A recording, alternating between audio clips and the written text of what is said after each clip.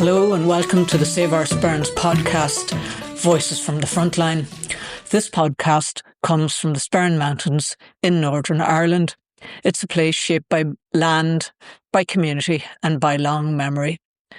And it's now living with growing pressure from mining and large-scale upland development. That pressure isn't unique to here. Across the world, the so-called energy transition is driving ever more extraction. There's growing demand for critical minerals and rare earth metals. And that demand is landing on local communities, asking them to live with the long-term impacts of toxic mining. Season 1 looked at why the Spurn Mountains matter through the voices of the people who live here and know this place well. Season 2 keeps those local voices at the centre while also stepping back a bit.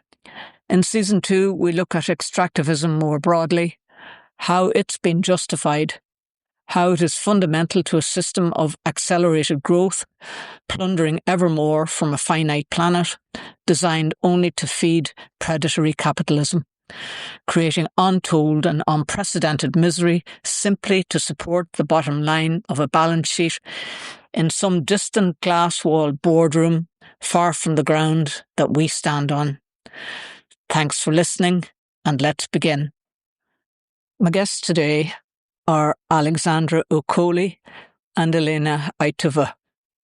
Alessandra works in environmental and climate law with particular focus on how peatlands are treated within planning and climate policy.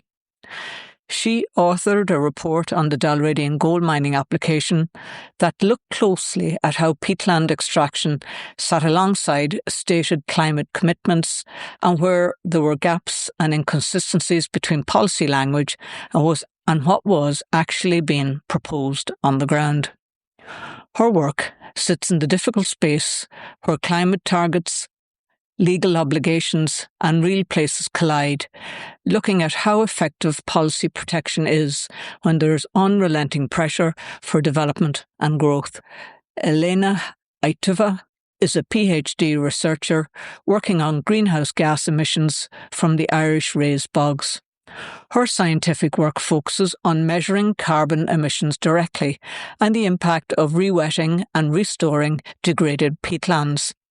She also drafted the peatland rebuttal for Save Our Sperns, bringing that scientific understanding into the planning process and helping translate measurements and monitoring into evidence that could be used publicly and legally. Hello, Alessandra and Elena. You are very welcome to the podcast. Alessandra, could you tell us a little about yourself and your work? And then, Elena, I'll come to you after that. Yes, I can do that. And so I'm based in Dublin. So I'm currently in Dublin and I've been living in Dublin for 5 years. So I actually came to Ireland from Italy. I'm originally Italian and I came to Ireland for to start my PhD. So to do my PhD in law at the UCD Sutherland School of Law. And so that kept me busy for the past 4 years. And then after that, I started working in DCU as a postdoctoral researcher and currently also teaching assistant lecturer. So that's me now. So I'm working in DCU and mainly working on climate change, law and policy, and human rights law as well. Those are my fields of research and work. So that's me in a nutshell, basically. And what attracted you into that work? That's a good question. So before actually coming to Ireland, I wasn't in Italy. I was in Belgium. So I did my undergraduate studies in Italy, but then I moved to Belgium to continue kind of with work and also studies. So in Belgium, I first was working with an NGO, but then I just felt I needed to go back to studying, and I did 2 masters there, and one of these was on political science and then public international law, actually, these two. When I was studying there as part of as well as working, I just became really interested in the cause of climate change.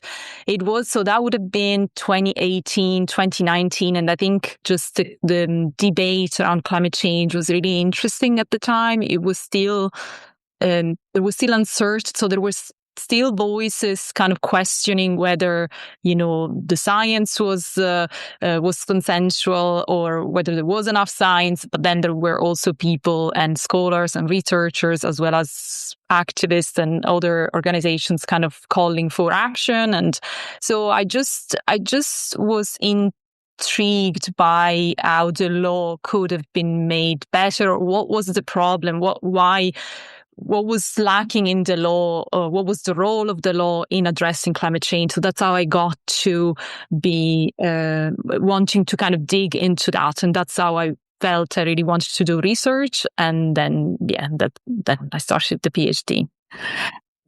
And which part do you find the most interesting? The point of view of the role of the law, or the argument about climate change, which attracts you most? Which speaks to you most? Or is that a fair question? But perhaps it's equal. And I think I just brought the two aspects together because of my background. So my background would have been in law. So I think in thinking about climate change, I would bring my own kind of a perspective as a legal scholar now. Well, at the time I was just a law student, but so I think I used the lens that I knew the most, so the legal kind of lens, to see whether the law could, how the law addressed the problem in the first place, and maybe how it could be made better, or whether there was an issue with the legal response to climate change. So I think I just brought them together myself because of my background. Yeah. Okay. And final sort of little question on this. As you were growing up, had you much awareness, or when you were a younger woman, were you aware of climate change, as we call it, climate emergency at this stage, or has that become more prevalent for you? No, I think it has become really prevalent when I moved to Belgium. I think there was much more awareness. Just as a question of time, it was a different time, but also I come from a small place and small village in the south of Italy. I just don't think even now that the awareness that I have here in Ireland, in Dublin, is a bit different than back home. There is much more awareness even there, but I don't know if it's just a question of being related or linked to certain institutions and the work I do and all of that. But no, I think I grew up with that awareness later on. I didn't. I didn't remember growing up with the awareness of climate change. No. Okay. So let's move it on a little bit. Can you explain to the listener how peatlands are protected by law in the Republic of Ireland? Just a general overview. You don't have to go into huge detail. Yes, for sure. What I say all the time when I'm asked this question is the idea that maybe, the first thing is that we need to understand that there isn't just maybe one law, one legal instrument that is applicable to peatlands, but it's kind of a constellation. So I did this kind of in my research, this mapping of different laws that apply to peatlands. And first of all, the main one would be the main legal instrument would be the EU Habitats Directive, because that provides for designation of protected areas in the Republic of Ireland.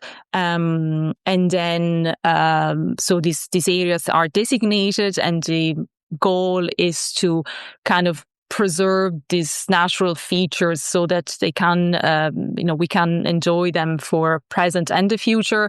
And then another important piece of legislation is the Environmental Impact Assessment Directive, which basically provides for an assessment of the significant impacts that a specific project or plan can have on the environment.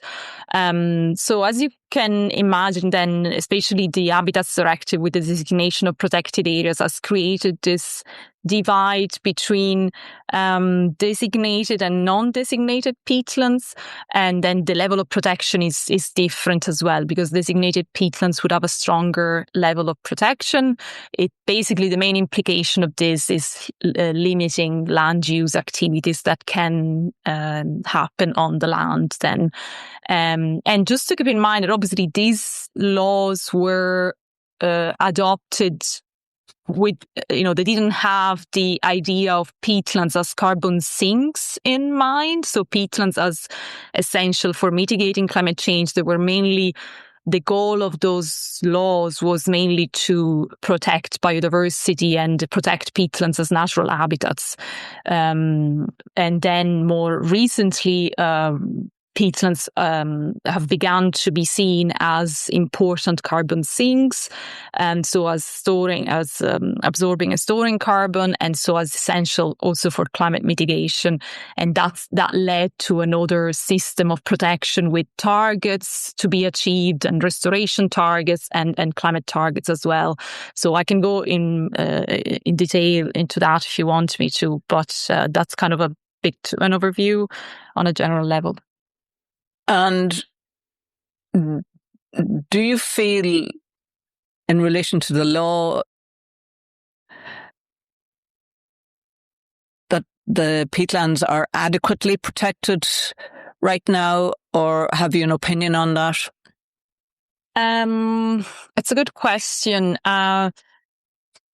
The problem essentially with the law, especially in relation to my experience with the Republic of Ireland, is the lack of enforcement. So even if the law was there in terms of the designation of protected areas, the enforcement has been lacking in a sense that, still, let's say, land use activities that weren't supposed to happen, continue to happen.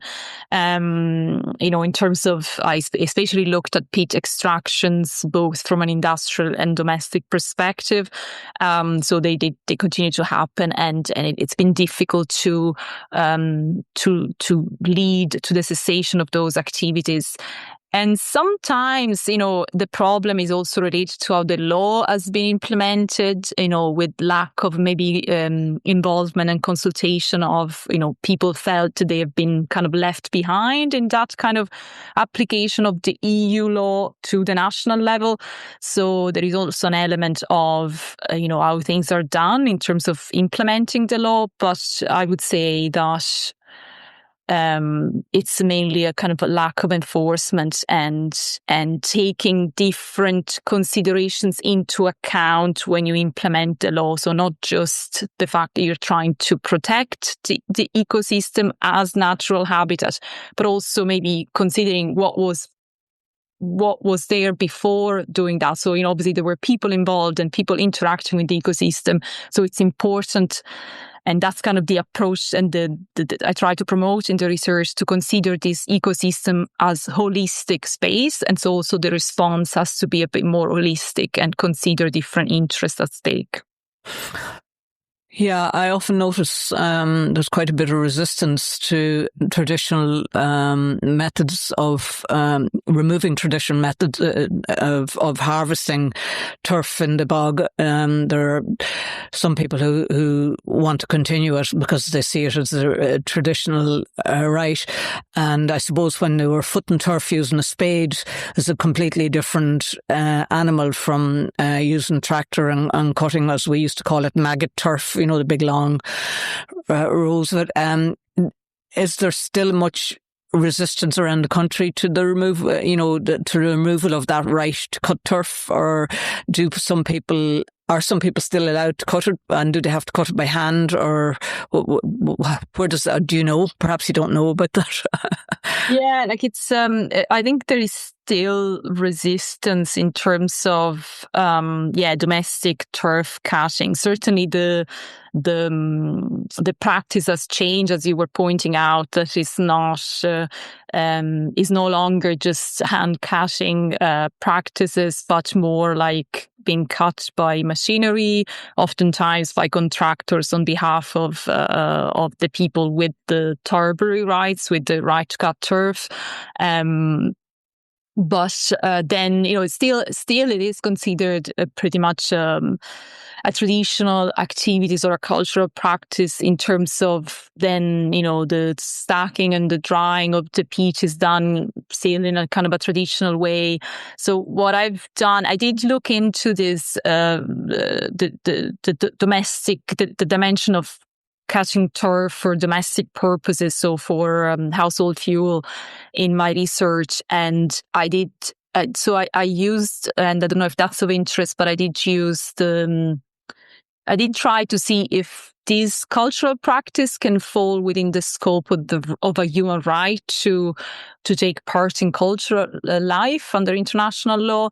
Mm-hmm. And basically what I came down to is that, I kind of devised this different criteria that can be applied to see whether that's the case. So there is a collective dimension, this place-based dimension, the temporal dimension, and that's collective meaning dimension. And, the breaking point for me was precisely the purpose for which the cutting is done. So whether it is for domestic use or whether it is for commercial, so selling the peat on a big scale, and often associated with black market and with the use of this black economy sometimes. So that's where kind of it was the breaking point of where it didn't really match then with the cultural understanding of the practice. In the Republic of Ireland as well, it's not so much about cutting peat for heating the houses. Now it's about cutting peat for horticulture. Oh, yeah. Yeah. So that's kind of getting bigger and bigger issue, and a bigger proportion of peat are cut for this rather than for the houses. And it's interesting to look on this issue from completely different direction. Uh-huh. Or the houses. So it's not about cutting peat, it's about keeping warm in winter.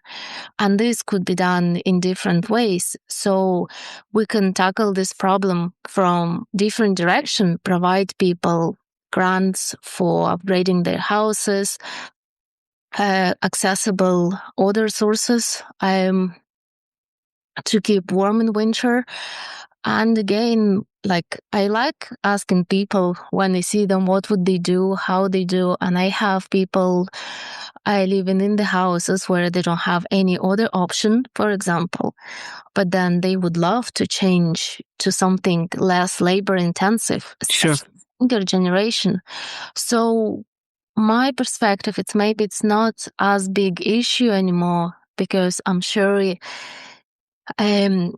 our generation would love to use less labor and in their houses and go through different routes, again, like retrofitting the houses. But then we're still left with the issues of horticulture. Mm-hmm. Which is huge in the Republic of Ireland, yeah. I would have been involved in the horticultural industry back many years ago, and I was often involved in nurseries which were based around the Bog of Allen there, so I do know that tons and tons and tons of peat that was being used for horticultural products. I actually thought that had stopped, that they were buying in peat from abroad, somebody else's peat, to do the same thing, but maybe I'm wrong. Is that correct? Or no, that's another that's what they were reinforcement. Yeah, that was they were complaining about as well, because if we're restricting the use of the indigenous piece that we have, but we're anyway exporting it from abroad, what's the difference? That was the kind of a point of debate as well. Yeah. Elena, you were involved in drafting the rebuttal for Save Our Sperns, and And your own scientific work focuses on measuring carbon emissions from Irish raised bogs and on peatland restoration monitoring. In your opinion, looking at the amount of peatland that will be impacted by the planned gold mine, what have you to say about this? Do you repeat the question, and what exactly you're trying to say? What kind of impact on peatlands? Yes, for the work that that will require the removal of the peat, and then that they will replace it after they have done all their work. What are your thoughts about this? So, it's just kind of simple things to remember is when peat is wet, it does not release any emissions. So anytime that peatlands has contact with the air, molecules of carbon that in peat, they connect to the oxygen, and that what goes into Carbon dioxide. CO2. So imagine like the work they do, they have to drain peatlands first, I presume, to dig it up. And then lots of peat is connected, has access to the oxygen while they transfer it, while they put it to the new place. So it's all, we're all losing carbon at every stage. And then peatlands is not uniform. So it's not peatland, the same peat as we have like 3 meter depth. Or the peat we have at the surface. It has different carbon content. It has different properties.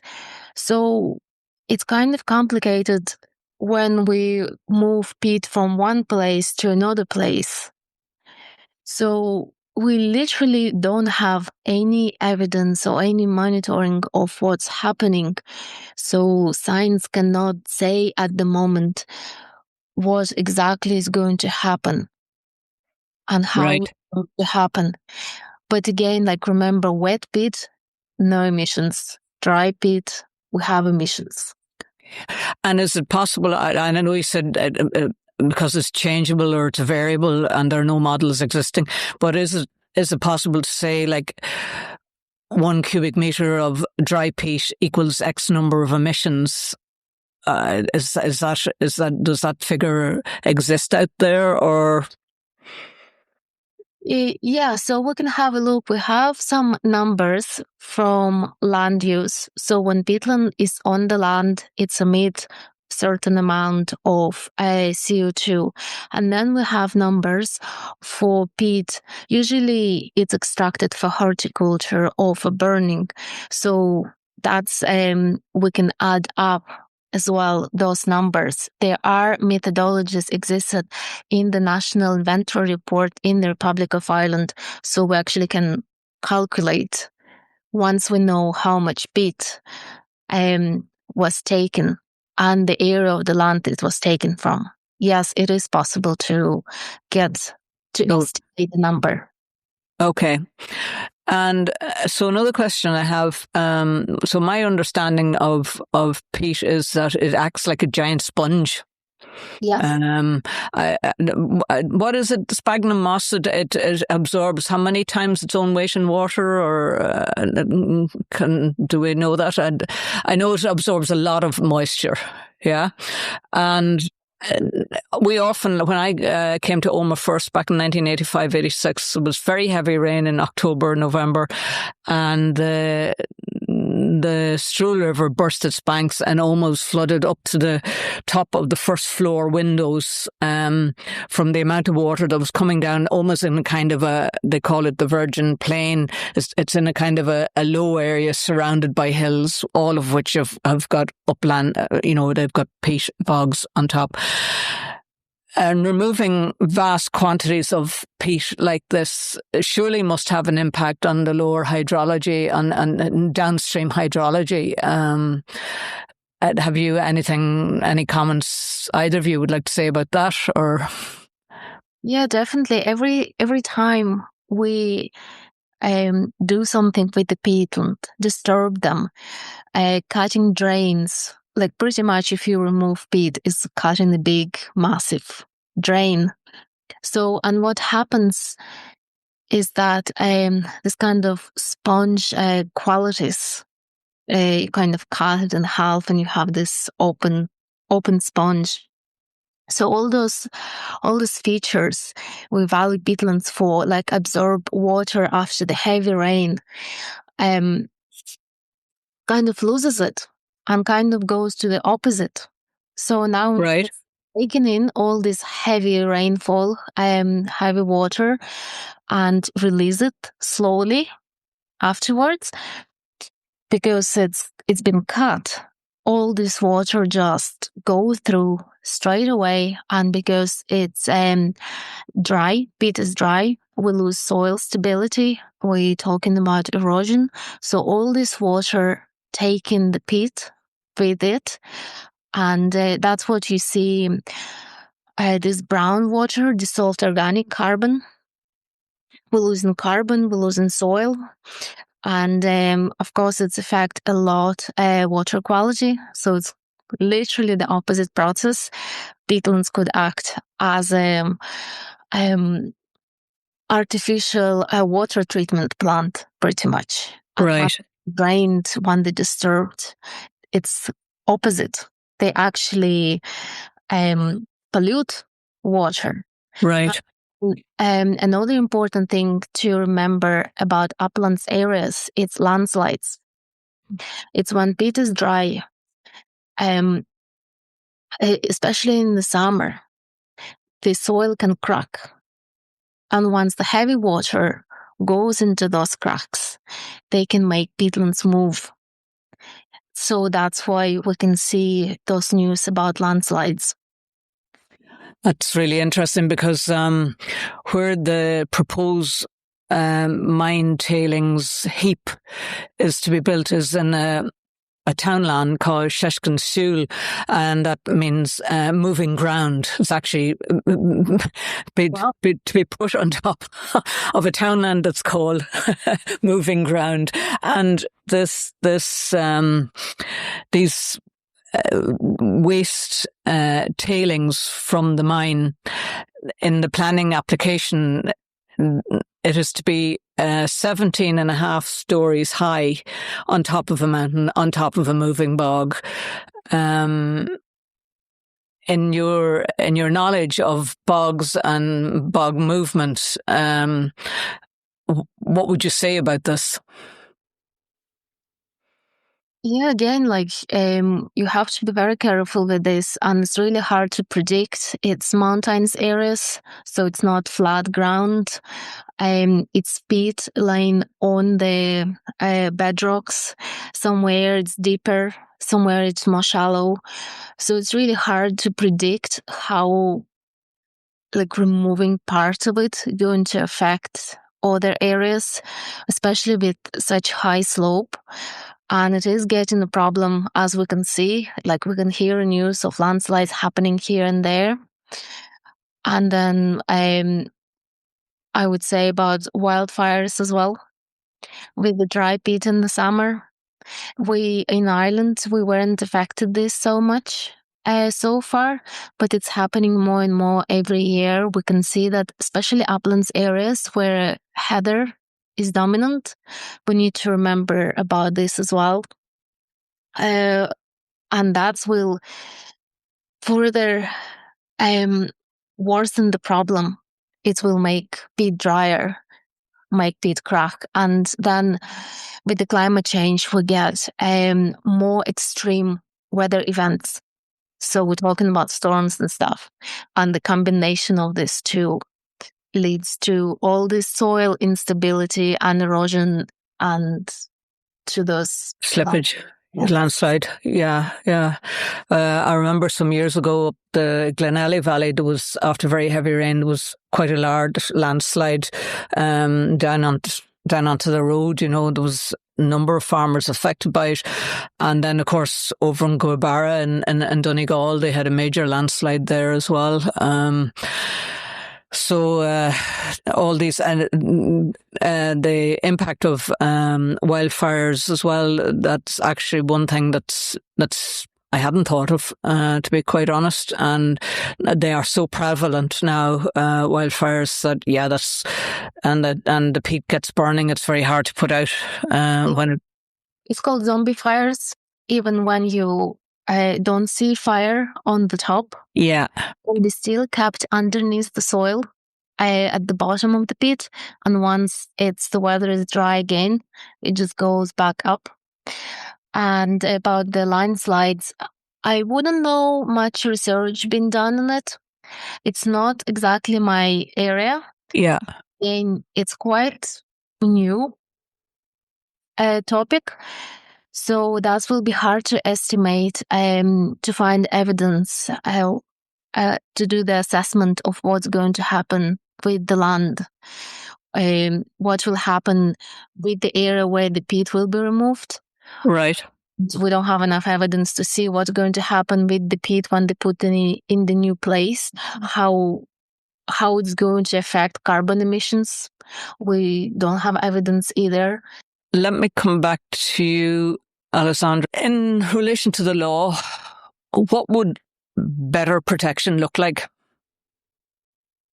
Yeah, so what I found in my, let's say, mapping of the different laws that apply to peatlands, and just having a look at what the current response is what you find is that the law is often fragmented. So it's it looks, so if it's as I was saying, like the legal instruments that at the moment better protect peatlands were thought of in order to protect biodiversity and the natural habitat in terms of wildlife and just keeping the biodiversity alive. And then you have climate law, which is quite it has this kind of almost kind of carbon tunnel vision. So we need to reduce emissions. We need to, so it needs to be more integrated. It needs to be to consider, because peatlands aren't, and peatlands are a great example of the interconnection as well, because they're not just carbon sinks. They're not just natural habitats. They are like all of these things together, including lived in environments and environments with which people have interacted. So that's what I kind of come down to, that the law needs to be more integrated, needs to consider the potential also clashes between these different objectives. For instance, and Elena maybe might jump in on this, but like there has been also there have been concerns around the building of, for instance, wind farms on peatlands. And so, you have wind farms that obviously try to achieve a certain climate goal, which is moving away from fossil fuels and having renewable energy. But then at the same time, you're building it on a bog, on a peatland site that is supposed to act as a carbon sink and have carbon stored. So, you have a clash of different objectives. And also just the idea that beside these different climate or environmental objectives that have to be considered together, but also the fact, as I said, of the human aspect, the human dimension and social and cultural dimension of peatlands. So in my research, as I said, I'm in between climate and environmental law and human rights law. So I do try to consider the human rights as well at stake in the process of managing peatlands. So, and, try to have a balanced approach where you consider, yes, of course, you need to prioritize at certain points the protection or the conservation of peatlands, and you need to make these difficult choices. But still considering that, they have been human-shaped spaces as well. And so in maybe either adopting the law or implementing the law, taking into account the human interests so the human rights of people that have been maybe impacted in the process of protection as well. So I think this holistic approach to the problem is really necessary. And that's what I try to promote in the research a lot, yeah. Not much legislation. It is mainly what I hear, what's happening. But yeah, I do see that often it's one-sided chat to some groups, and there is a lack of different, even opposition stakeholders to come together and being able to chat.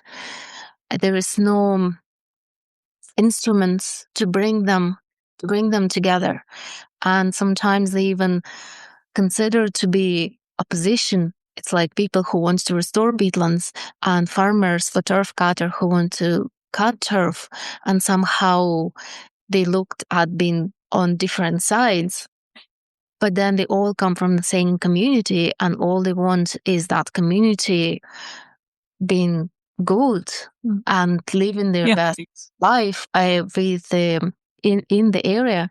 So this kind of the lack of dialogue, and instead of it kind of crushing them together while they aiming for the same goal. So that's maybe where we lack kind of the instrument on how to open the conversation. Okay. Do you believe by bringing all the different sides together that, and I'm not talking about the gold mine per se, but in relation to looking after the peat bogs in the Republic of Ireland, that there is a road forward. Everyone feels heard? I feel that they heard in different places, but not in one physically, not in one room. It's hard to bring people. And I think it's mainly about social aspect, I'd say, rather than maybe legislation here, just people being able to talk to each other, and how they present it in the media as well, and people open readiness to have a talk, because once you see people in the same room, suddenly there is a dialogue. Yeah. That's it would be nice to see. And maybe in your case, as well, just like people to people with different opinion physically in the same place, and see how it would work. Yeah, I hear what you're saying. When people realise that they're working towards a common concern, and the common concern is perhaps to make a living, or looking after their children, or just to have a reasonable lifestyle. That's what everyone wants for themselves, you know. But I think, as all of us human beings, we need to make room for everyone around that. But there is an overall thrusting argument, and it all comes back to our economic system. And instead of going for growth, we need to go for degrowth, which is, it's almost like a bad word or a bad concept, because it's impossible to keep our lifestyles going in the style that we're accustomed and not impact on our mountains, on our rivers, on our lakes, you know. But the things that are essential for us, for our lives, the air we breathe, the water we drink, and the earth that supports us, has been thrashed for a slightly higher standard of life, in however that shows up, because we need more of this, more of that to support it, you know. But what comes down to it is really understanding this is important. Our fresh water is important. Our air is important, and not contaminating the earth. So, and that's a grown-up conversation we all need to have. And then our laws then need to support that grown-up conversation.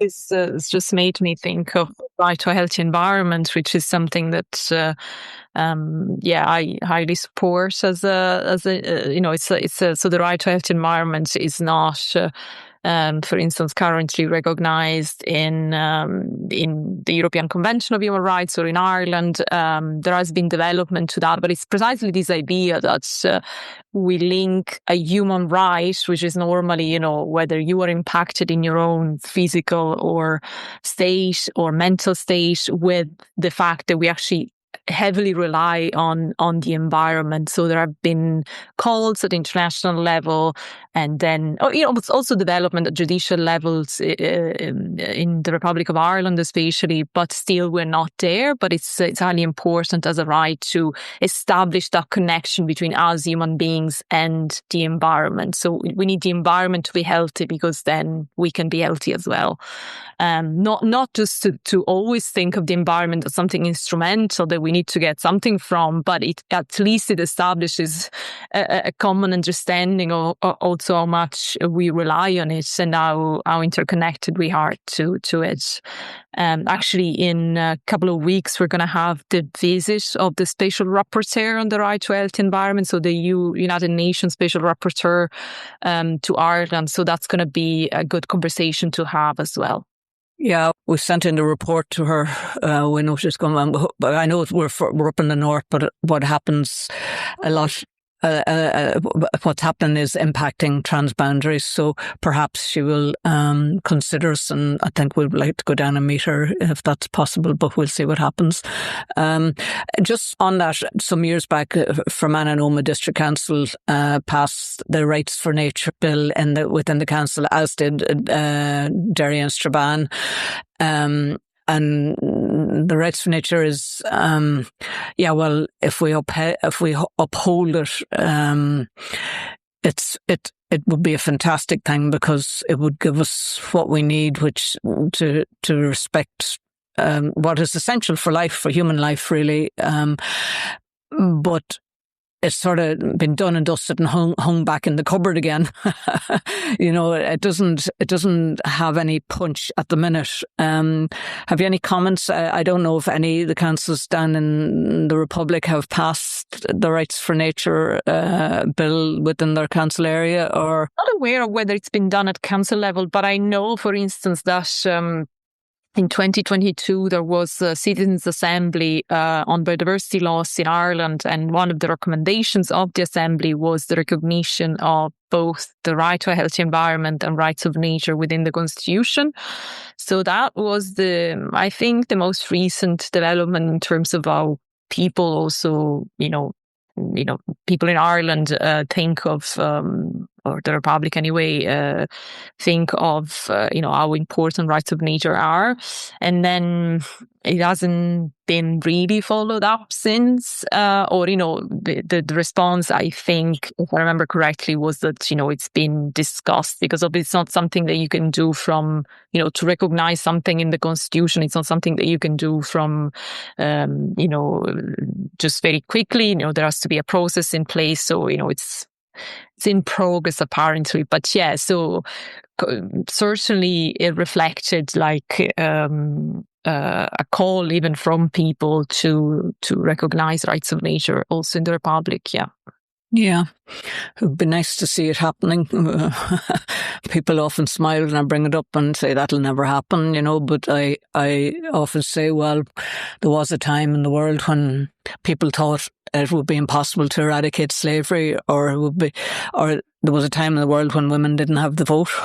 It did happen in many parts of the world, and I think it's because of a different conception. But in the United States, in Australia, in Ecuador, so Latin America, many places have the rights of nature for rivers, or depending on what the concern was, forest rights and all of that. And I think we have a very different conception in Europe, much more anthropocentric. So we tend to be much more individualistic, and put the human first. But yeah, with distance, we're influenced, and there is cross fertilization between across countries. So there is hope. Yeah, we just we can live in hope. And actually, which brings me perfectly to my next question. Either of you can answer it, and both of you, I'd like you to answer. What gives you hope in the work that you do? I think it's people. Yeah. Once you see people, once you see their enthusiasm, once you see that we all share the same ideas, the same goal, the similar vision, it's so inspiring.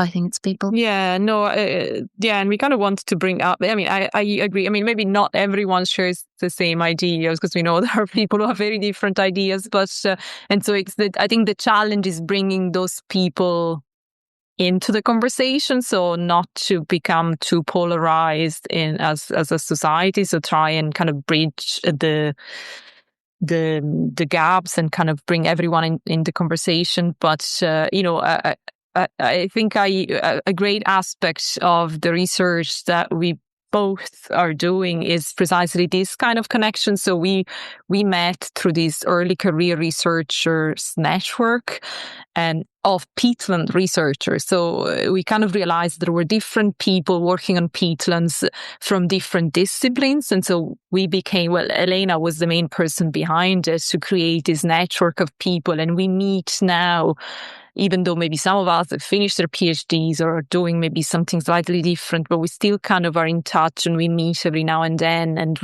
it's always events that have some relation to peatland. So we go to an art exhibition or installation, or we go to art performance or to the museum to see the bog bodies. But it created connection. And I think connections in this world are so important. And I think for me, that's the main hope. And that's why I love this job so much, because you try to do something good and at the same time you're connected to people who are doing the same and you share the same kind of hopes or concerns. And you still, and even though there's so much to be concerned about, but you still kind of keep going. And I think the connections you have really help. So I think we need to foster those connections. Yeah, I agree with you. We found in the campaign, the more we collaborated and the more we had solidarity across the world, across the earth, that the more it came back to us, and the wider and wider the ripples are created.